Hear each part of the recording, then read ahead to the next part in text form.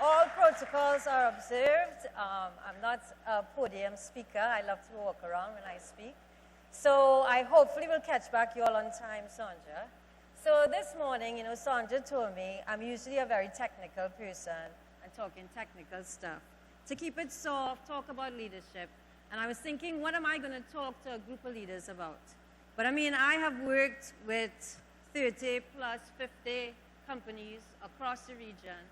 And what I see is actually the same thing almost everywhere I go.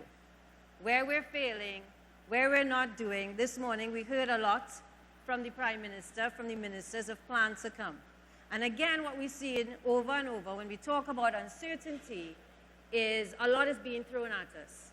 In the last 20 years, so much has changed. And the problem we have when we talk about resilience is how are we going to do that? So when we think about uncertainty now, the number one thing, thanks to Mr. Trump, every morning when you go for coffee now, you're watching the news to say, what did he say yesterday that's going to change our lives tomorrow? So the geopolitical landscape is changing. If we look just across the region, this year we have elections in Trinidad, Jamaica, Suriname, St. Lucia, and even if you look across the world, over 50% of the world countries are going to have elections this year. What that says is there are going to be transitions. And just think about it. If we multiply our Mr. Trump even by 2, what can that chaos look like? So geopolitics is really changing a lot of what we do, how we think, and in the shipping industry, it affects you the most. So when we think about climate, so climate now, again, thanks to Mr. Trump, because he thinks he can tell the weather not to do what it's supposed to do. So climate is still a big factor. Drought, we saw what that has done for the shipping industry. Transitions. Go ahead, Ems. Technology. I'm not going to talk too much about technology because I'm sure all of you all have heard about it, but technology is definitely something you have to think about. And I'll talk a little bit about that. So when we say the word resilience, I would like to say what is the first thing that comes to my mind. So when we talk about resilience, the creature that comes to my mind, I must do my change. The creature that comes to mind is a cockroach. I think she went forward one more. So why a cockroach? So a lot of people, if you are described as a cockroach, you take it very negatively. For me, I take it as a compliment, and I'll tell you why. When you are a cockroach, you are resilient. The cockroach has survived evolution more than any other creature. And why is that? One, to begin with, just the way that its body, its vertebrae, can actually fit into any hole that it needs to go to. What that means is you have to be flexible. How does a business become flexible? And I'll tell you, it's an area that people don't pay attention to. So receiverships and restructuring is also something that I do.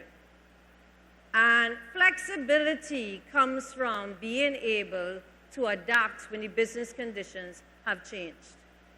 And why most businesses can't do that, and it's something in the shipping industry you have to think about, is because of your fixed costs. So when things are good, in our boom years, everybody was spending a lot of money, a lot of staff, a lot of infrastructure. But when that changes, it's very difficult to take it away. So in a time of uncertainty like this, when you want to be resilient, you now have to think about your operating model. How do I make my business less dependent on fixed costs and make it more variable? Because what that means is you can change your direction much quicker and at least cost. So when I start to think about fixed costs and I start to think about variable costs, you now start to think about the transitions that are taking place. Remote working. Not all jobs could do remote working, but where you can, what it means, you have to invest less in commercial real estate. But it also means it's how the generations are also coming at us. So when we talk about transitions, and I'm going to talk a little bit more about that, is you're going to see that the younger generation, whether we like it or not, work from home is a must, at least part-time. I don't believe in 100% work from home because you cannot build a team, you cannot build a culture if everybody's sitting down in their bed at whatever time they want to do it.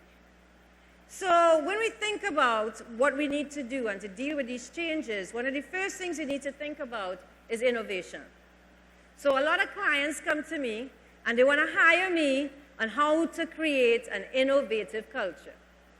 First of all, when I talk about culture a little later, innovation comes from within. It comes from hiring the right people, and you don't need to create a rocket star. So the example I have here, well, this crowd, I'm sorry to say to you guys, old enough to know what a grip is, right? So in the old days, for the younger ones, when you're going to the airport, this is what it looked like. This is what it has become.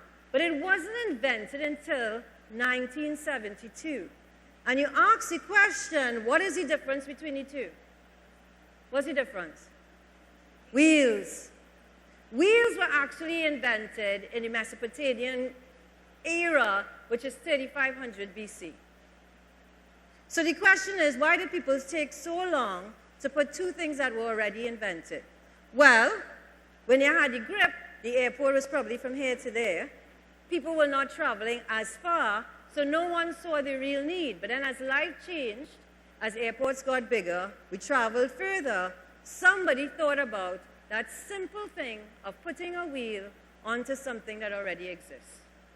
So the moral of that story is what you need to do is just think about the little things that you do now, things that you do every day, and how can you do it better.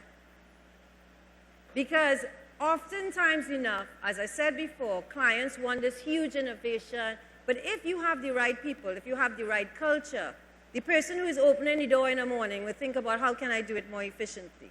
You know, carnival time, when I was looking at waiting for you're running behind the truck, waiting for your drink, I was like, okay, let's see what's taking long. Okay, opening the bottle, searching for the chaser, what could be done better?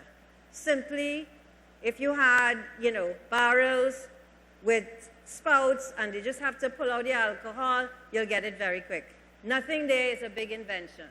It's just looking at the process, looking at what is stopping the process from being efficient and finding a better way to do it. That's all innovation is. So in this era, we have to think about where are the wheels that we are not moving? Where are the wheels we are not finding? Partnering with people who are doing things that we could collaborate with to do what we are doing better. And I just wanted to touch a little bit on this in terms of adapt, evolve, but learn. Learning, I think, is the most important thing from a culture right now that you have to instill. Because once things are changing rapidly, everyone has to keep up to date. And it's not the 20-year-olds, it's not the 25-year-olds. As leaders, you have to instill a learning culture because that's the only way you're going to get continuous improvement. So we talk about AI. Does everybody use AI now? Yeah? If I asked that a year ago, 2 years ago, people didn't even know what it was. And why is AI changing the landscape? And I don't want to use it like the buzzword that it is. So when I was listening to Mr. Juman before, he was saying the upload of the manifest, am I getting this right? The shipping manifest has to be quicker. There you have one area that is perfect for AI or machine learning because it's the same documents going over and over and over. So when I think of the shipping industry, when you think of any industry where you have the same processes over and over, documents looking exactly the same, it's where you want to focus AI. And then what you want to be able to do is extract that data and make decisions. In Trinidad, we love, everybody has an anecdotal fact. But when you ask, well, where did that come from? Very rare you really find any source. So when we're thinking about this, when we're thinking about innovation, you have to also encourage risk-taking. You have to encourage people to be brave. And in our society, failure, from 10 years old, you don't pass for your first choice in school, immediately you're a failure. So we do not have a culture where risk-taking is actually encouraged because we are all fearful of failure. So if you want to change that culture where people are going to try new things, because the only way you can innovate is you have to try. And the one thing with trying is you will fail. What I would say now, though, use technology to fail fast and fail cheap. That is the great thing about technology. You have a new idea, put it out on social media, you're reaching thousands, millions of people in 5 seconds. That did not exist before. So the whole point is everything is about building culture, and you guys who are the leaders have to be the ones to do that. We hear about all the changes going to take place in the shipping industry. Don't wait until it's too late. That's your competitive advantage. First to market in a small market is always a competitive advantage. So when we look at the other things that leaders are going to be looking at, or big changes coming, is the whole woman at work. So this might be a little controversial, right? Just a little bit. So what you're seeing now is the tides and the thinking about women in work is actually starting to change. You know how we have pendulums? Well, the pendulum was we need to have equal male and female everywhere. Whether women really like to do the work or not doesn't really matter. We want equality. We're pushing for equality. What the data is showing, and EY did a study, what the data is actually showing is at this level, women are choosing to leave. So we burn the bras, we fight for equality, and now we're saying we're good. So why is that important from leadership? One, you have to discern what works for your business. Because gender equality has now become, as far as I'm concerned, and I am the lead for sustainability services in EY, it has become now to check a box. Right? At the end of the day, you want the best people, whoever they are. But you need diversity from thought. So if you want innovation, everybody can't look the same, everybody can't think the same. But what this means, though, and I can tell you I'm experiencing it right now. So right now, I am in charge of the entire region. I hired the best people, no offense men, they happen to be all women. And now I have 5 women below me, and nobody wants my job. They're like, we're good. We love this job. We make enough money. But no, we don't want your stress. So in terms of your planning, you want to keep women in the workplace, but you also have to think about and understand where the ambitions lie, because they're not the same for everyone. And again, that is where good leadership comes in. And even when I speak to my 25-year-olds and my 30-year-olds, they're the same way. Work-life balance means more to them than maybe us, Sandra and myself, who was fighting for us to reach. And now we're thinking, man, why we didn't look for that rich guy? Yeah. You know, so again, when you start as a leader, discernment to me is one of the most important things. The next big transition we're seeing is the generational gap. By 2026, 27, probably closer to 28, you're going to have 5 generations in your workplace. That has never happened in history because people are working later. So a 60-year-old, which I am not too far from, didn't look like what my mother looked like at 60 years old. Right? I feel I could go another 20 years. But, so what is happening now is people are working longer. So now you have baby boomers, X, millennial, Y, and alpha in the same workplace. And for anybody who has that mix, I probably have about 4 now, they're very different. Right? The millennials, after we bad talk the millennials, you're grateful for the millennials. Right? Because then the Ys came along. Disease came along, sorry. And disease, so in our time, in our parents' time, you did whatever you were told to do. That doesn't work. Why are we doing this? Are you sure you know? They're asking me, huh? Are you sure you know what you're doing? Well, I think it should be done this way. And I say, okay, sometimes you do have to take a leadership role that says, I've lived twice your lifetime. I think I should know what I am doing. But they are, I love working with them. Let me just say that. Out of all, I will tell you, disease I love. Why? They're born leaders. They're willing to take risks. They're willing to show initiative, but you have to engage them. You have to collaborate with them. You have to give them space. And once you're trying to build them up as leaders, sorry to say, and this is our fault, because if our children stood up, we clapped. If they took one step, we clapped. If they come last in the race, they tell us to clap and give them a snack. So what they expect is immediate gratification. They want to hear, I did a good job. They want to hear, you're great. So again, when we look at that as a challenge, you have to think about how do you now inculcate across the organization that everybody is not the same. Yep. So the other one I'm going to kind of look at and just wrap up with, go ahead, Ems, is resilience does not exist without succession. So if we go back to my friend, the cockroach also reproduces much quicker than everyone else. What that means is they will last. You will not get rid of the cockroach very quickly.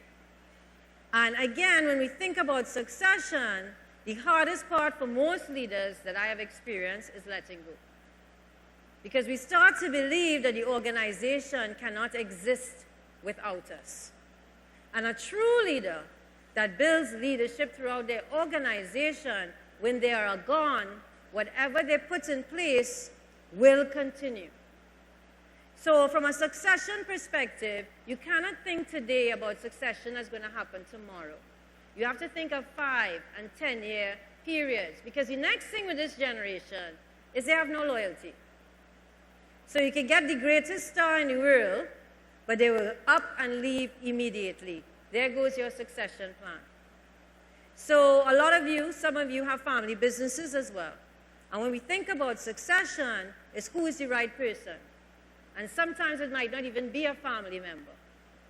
But the most important thing about your succession, and when you think about culture, and you think about legacy, because resilience is about leaving that legacy. What is that legacy you want to leave?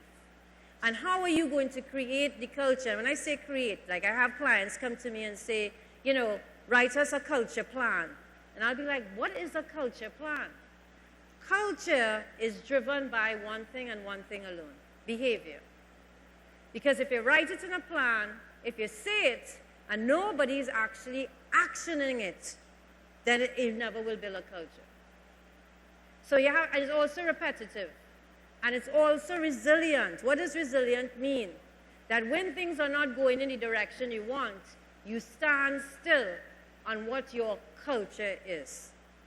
So for us, in EY, is integrity. And we had a client once, and I'll tell you the importance of this as I go along. We were selling a business for them. When we tend to do a little due diligence, and when we're selling a business, Trinidad is small. Somebody will come back and say, hey, you sell that business to me, it had this, it had that. When we looked at it, we saw these payments. So we asked the client, you know, well, what are these payments? And he was like, well, you know, Trinidad is a little something to make sure we get the contract, but we put it as consultancy fees. First of all, I would be a consultant under consultancy fees. I wouldn't do that. And with all my staff present, we handed him back his deposit, his mobilization, and we told him we could not represent it. So right there, the culture is money is not more important than our integrity. And that fee would have been very large for us. And I told the team, guys, I have to make this decision. I explained to them why I was making that decision. So now they all know when you have a choice, the choice will always be our reputation. Because without our reputation, we have nothing. So again, and that's why you bring them and you have them involved. So they know that from the junior level.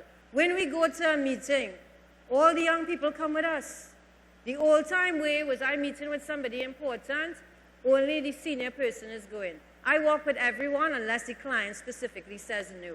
1, they're learning. 2, they feel involved.